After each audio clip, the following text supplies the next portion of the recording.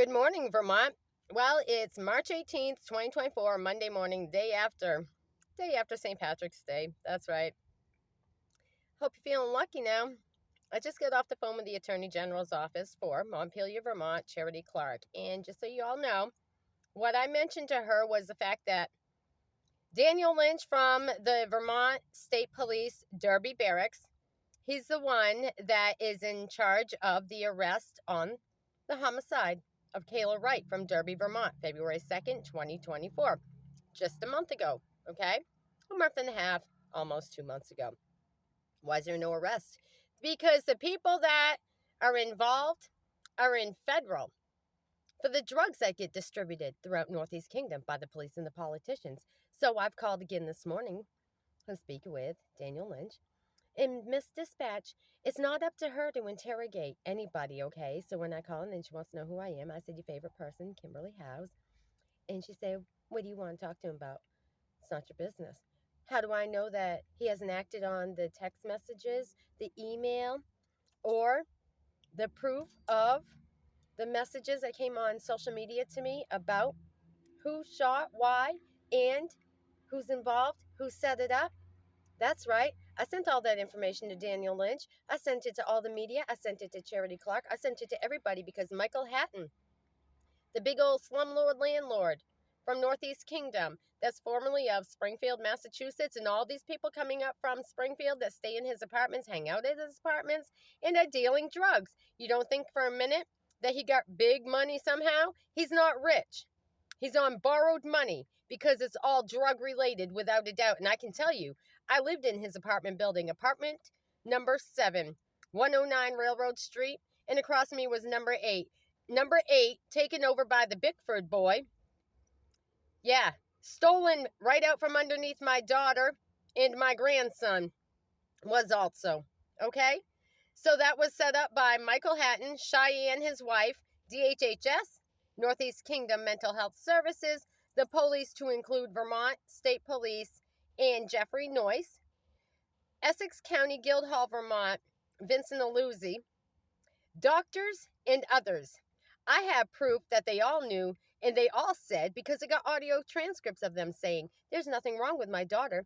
So why is it that Kevin Bickford, who was reported for dealing drugs and having sex with minors, such as Kayla, who's now dead, it was reported before she died?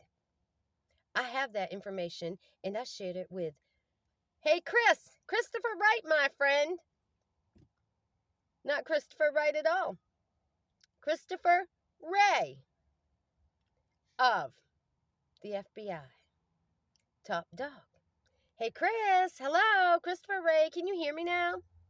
Are you awake or are you on the jet right now? Where are you at, boy? Can you tell everybody about case number 992-489-BS when I mentioned to you about Kayla Wright, ex-chief of police, Jeff Noyce, my own daughter, myself, Vincent Aluzzi, TJ Donovan? Chris, come on now. Tell the truth, boy. Stop hiding the information like Trevor Colby did. Stop hiding the information like Daniel Lynch is and Mark Pullman. Come on now. Tell the truth, please. And please find out, Chris, why my daughter was missing and why my grandson had to ask his mama, allegedly, back in January, Mama, why'd you die? Why did the state police come to my house to tell me that my daughter's dead? Why did the dispatch for Lake County Sheriff in Tavares, Florida, say, oh, I heard she's no longer with us? That's right, they were talking about my daughter. But you know what? Brianna's alive and well. I talked to her, and I seen her. And I got to hug her, and I got to ride with her. And with that being said, this mama turned right back around. As she returned home, I returned to the road to tell you all about all the frivolous activity, police politicians, and the dispatch that will hinder your calls when you've got information. So there again, the feds went in and apprehended the ones that were involved in the homicide, allegedly. Okay? Can't prove it because they haven't been found guilty, but it's only named in the reports. So is Michael Hatton, the landlord in Northeast Kingdom. Mind you, there was a house fire on Christmas a couple of years ago, and one person didn't make it out. The other person that was in the apartment, he made it out, and everybody else did, but that one person person. Why is that? Ask Kathy Phillips about it from Barton. They keep on moving her too. All right. Ask anybody else. And just think, there's been more disappearances that you're not hearing about throughout the state of Vermont. But Charity Clark doesn't recognize that Northeast Kingdom is a big, big one. That would be Derby. That would be Troy. That would be Newport. That would be Island Pond and everywhere in between. Thank you. And so, with that being said, I suggest that you all start listening, calling Guildhall Essex County Court in Guildhall, Vermont, and find out why Jeff Noyce still hasn't been tried, and he's still part of New Hampshire Department of Justice, which means what? He's at the government level for bail and bondsman until 2028, until he's been tried and convicted. Thank you.